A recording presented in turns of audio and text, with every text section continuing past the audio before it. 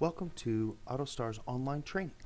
In this session, we're going to be covering PortalPay and how to set up a recurring transaction. First step, simply go to the payment menu and select Register for Recurring Payoff Quote. Next, just enter in either the name or the contract number that you want to set up the schedule on. Select the contract, and then select the balance that you're ready to set up. If you were to have, for example, a side note balance or a deferred down or pickup balance, you'd see them here in the list and you'd have to select those separately. So we're going to select the main balance.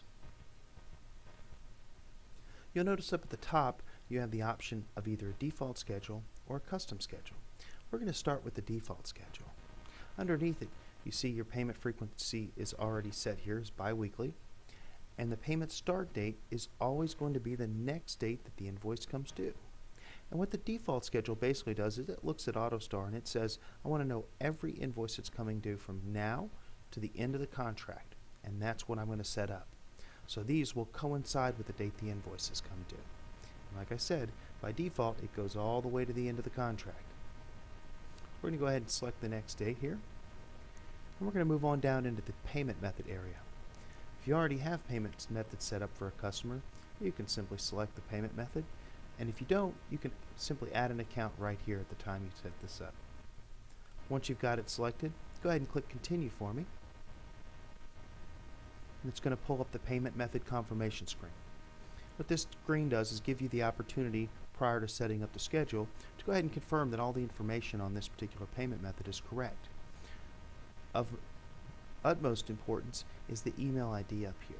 This is the email ID, the top left, where payment confirmations will be sent once payments start processing, but it's also important to put it there because this is where the scheduled recurring confirmation will be sent to the customer.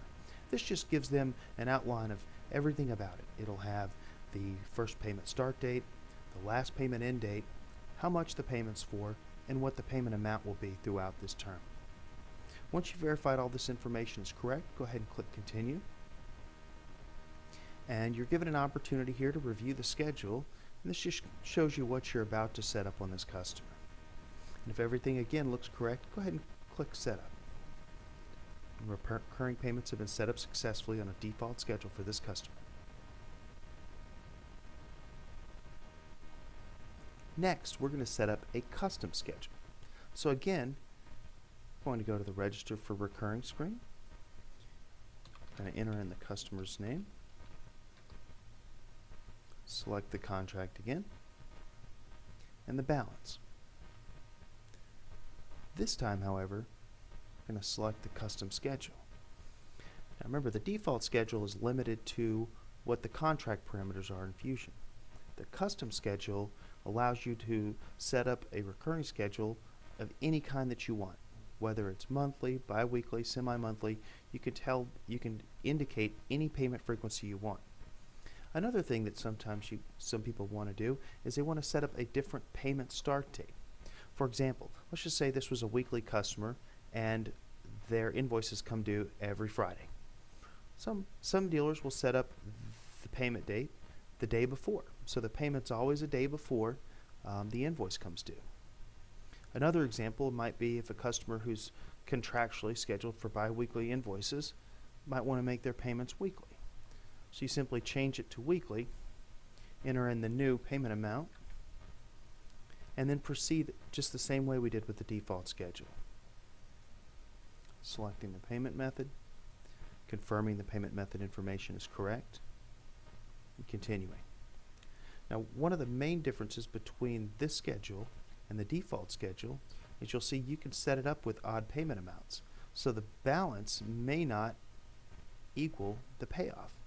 In our example, we set it up to be weekly with $100, and so what it does is it tallies the total amount that you've scheduled down here, in this example $16,200, which doesn't equal the payoff amount. Simply select Payoff, Setup, and it's done. Now you've set up a recurring schedule and a default schedule.